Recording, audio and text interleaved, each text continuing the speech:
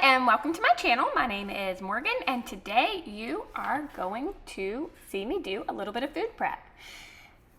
I have 8 children, 7 still live at home, and I homeschool. My husband works from home, so we have a lot going on in this house always. Stay tuned and see what we cook up today.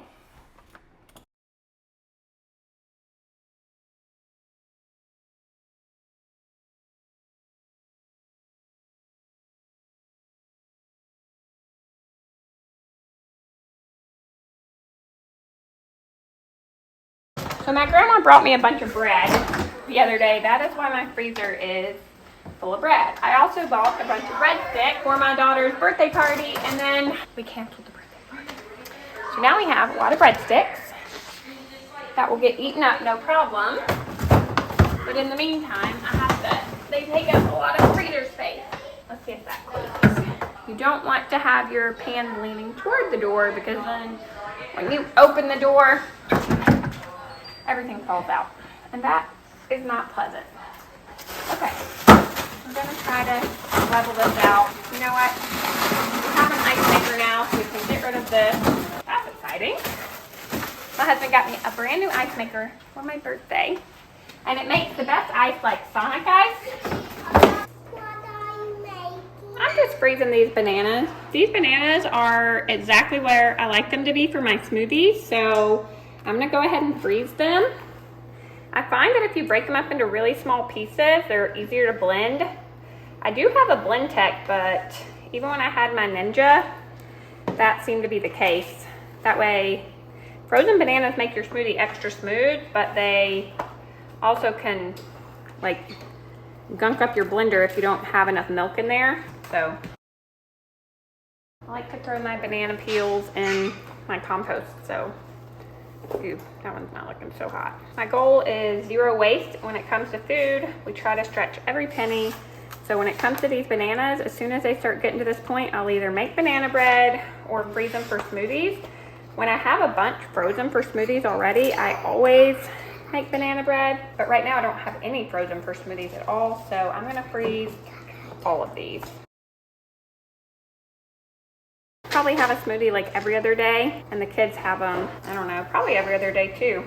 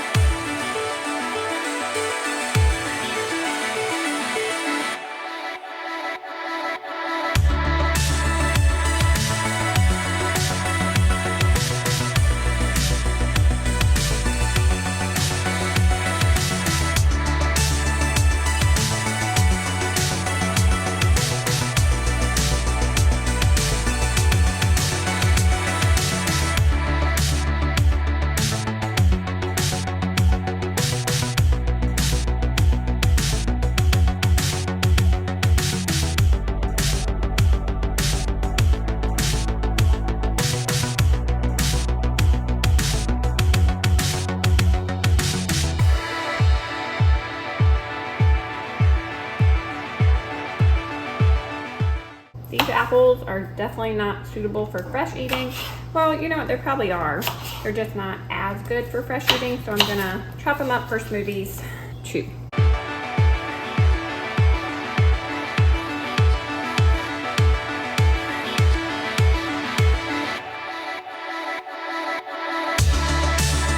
All right, so I'm gonna try to throw these apples on top of the bananas and see if I can freeze them that way and if they'll easily pull apart. I'll let you know how that goes.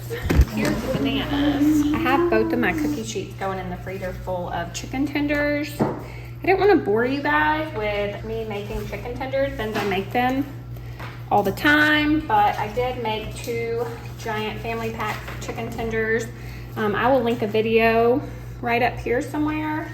You guys can see how I do that. I do copycat chicken tenders, copycat Chick-fil-A, and they're really yummy. My kids love them. I recommend that you give them a try. I like to keep those around for busy days, and plus we have sports starting soon. So I am trying to stay on top of everything so that I don't get behind.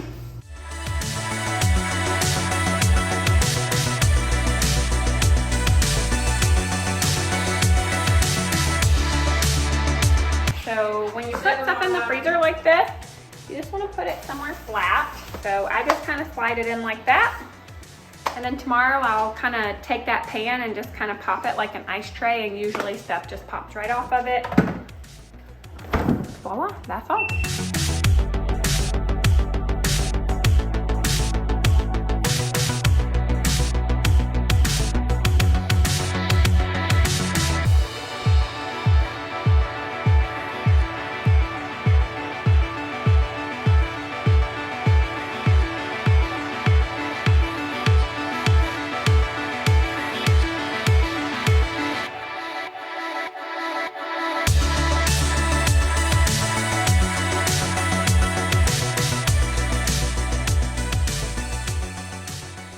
Okay, this is our tiny little midweek grocery haul. That's what happens when you send your husband to the grocery store for kale. You get really expensive spinach, potatoes, almond milk, regular milk, 3 dozen eggs, and berries. He did awesome. We got bacon and sausage. We're gonna be making kale and sausage soup, or should I say spinach? Spinach and sausage soup, jalapeno poppers, eggs just for regular things, and this is for the kale soup too. I got my menu planned for the week. We're gonna have power bowls Thursday, so we're starting tomorrow. Pork chops tomorrow night, leftovers or grill something Saturday night. Roast Sunday with leftover roast, or the kids can have cereal or popcorn or leftovers, whatever. Monday is power bowls, which is gonna be black beans, brown rice, and whatever veggies that we have. Taco Tuesday. Wednesday is gonna be chili or a crock pot meal.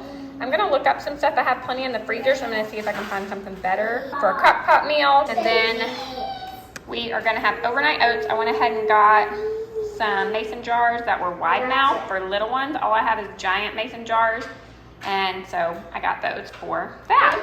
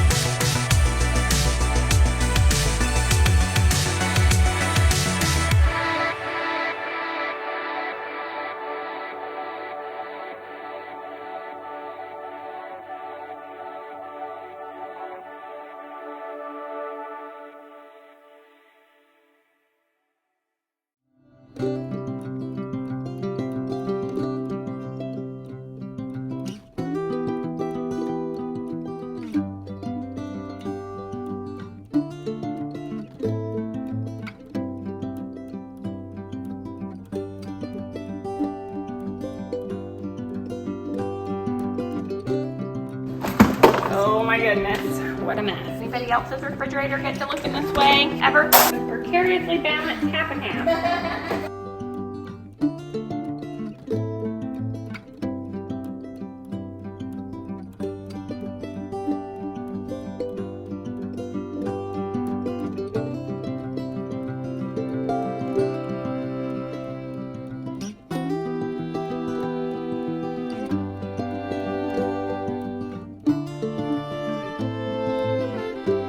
I put this outside, but because we're having it tomorrow, I think, I'm gonna go ahead and put it here, and I'm gonna put my husband's lemon here as well. And that way they're easy to get to.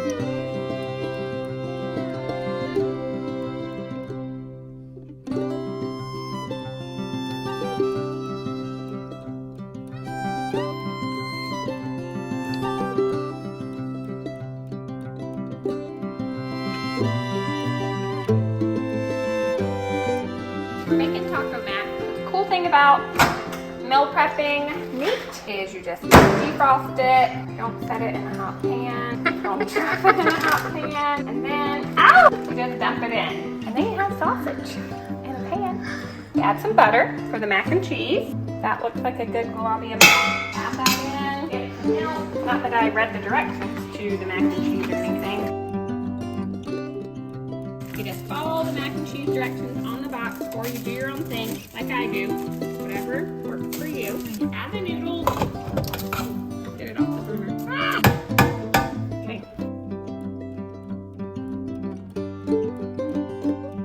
Pack it in. And then you have taco max.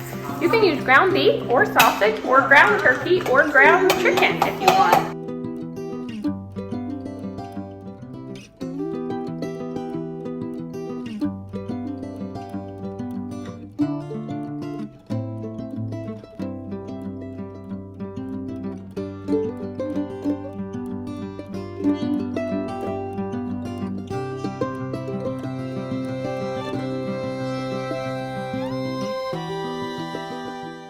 All done now. We just got to put spoons on it. And this is our date night dinner. My husband and I are actually going out to dinner tonight. We don't always go out to dinner, but sometimes we do eat the same thing as the children on date night, and sometimes I make us a special meal. Just depends. But we do have date night once a week, and it's something that we do to invest in our marriage. We love it, and we work really hard to have that. So this is the kids' date night dinner. They love it. They love pasta, and we usually have pasta for them on date night when we're eating something different. I'm gonna make up some coleslaw, some sugar-free coleslaw, and a little bit lighter. I'm gonna do about 2/3 part Greek yogurt, 1/3 part mayo. Definitely a little bit lighter than your standard coleslaw. I use Greek yogurt for a lot. I don't know if it takes an adjustment or if my children just know that I do things weird. I can usually fool like guests that come over, but my oldest son will say like, "Mom, did you put yogurt in the dressing?"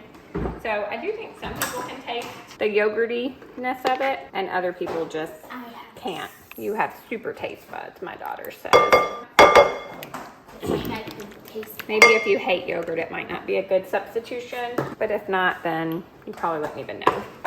You put a little bit of vinegar, maybe like 2 tablespoons, salt, pepper, a little bit of garlic powder, not much. You can do a little bit of onion powder. And then I always start with about 2 tablespoons of sugar substitute, and then I taste it because you don't want it overwhelmingly sweet, and sugar substitute is extra sweet.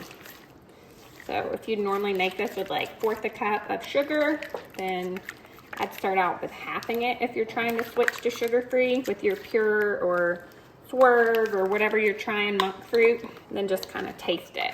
See if you like it. Okay, so I like it. I have some of this angel hair coleslaw that I'm going to use this time, pre-shredded, because sometimes that's just life, and sometimes you have time to shred your coleslaw, and sometimes you don't. And either way, it's okay. I have more bags, but I might save one to cook up for breakfast because I love sauteed cabbage. Sorry about my voice in my last few videos, guys. Ever since I've had COVID, or I think I got a cold right after I had COVID, and my body just cannot get back to normal. We're trying to get healthy over here, but it's like a slow road. I think I'm going to shred up a little bit of carrots to give this a little color. Let me taste it. Very good. Some carrots. I always have little people in the kitchen that want to help me, so I do try to find little things that they can do here and there. One thing that's easy for them to do is shred, and my daughter Summer helped me shred these carrots, and I just love the way coleslaw looks with carrots in it. Definitely not necessary, and I don't even think it really changes the taste that much to make it carroty at all.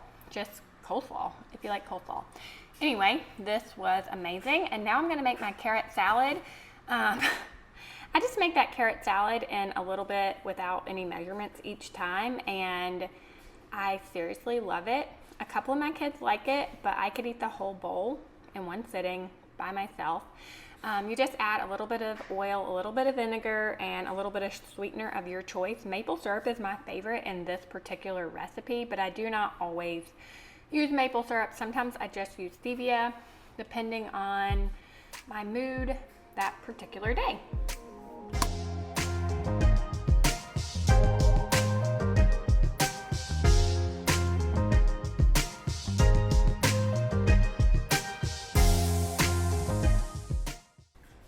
I've never made overnight oats for my children. I wasn't sure how they would like them because they're used to warm oatmeal. And a couple of my children did not know what to think of these when I made them. I tried giving them to them cold and saying, here, like, I made you this, try it. And they looked at me like I had completely 5 heads. So we ended up microwaving them for them because they were not interested in cold oatmeal.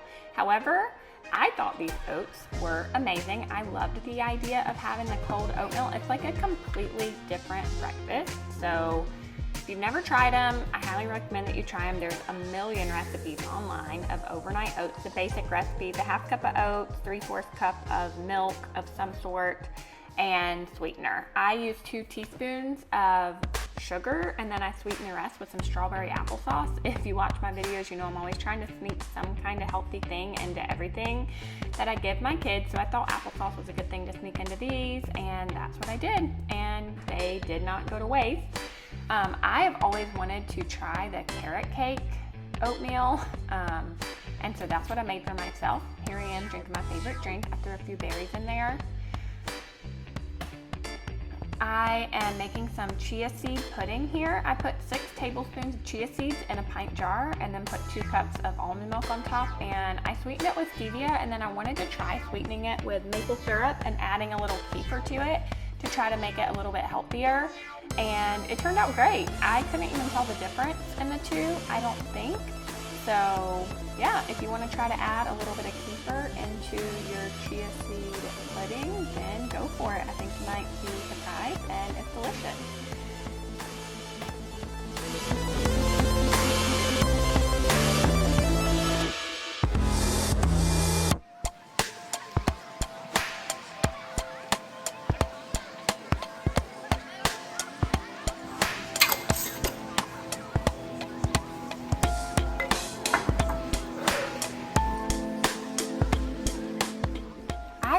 Wanted to try the carrot cake overnight oatmeal when I was making my kids these. So I made up 3 with carrots and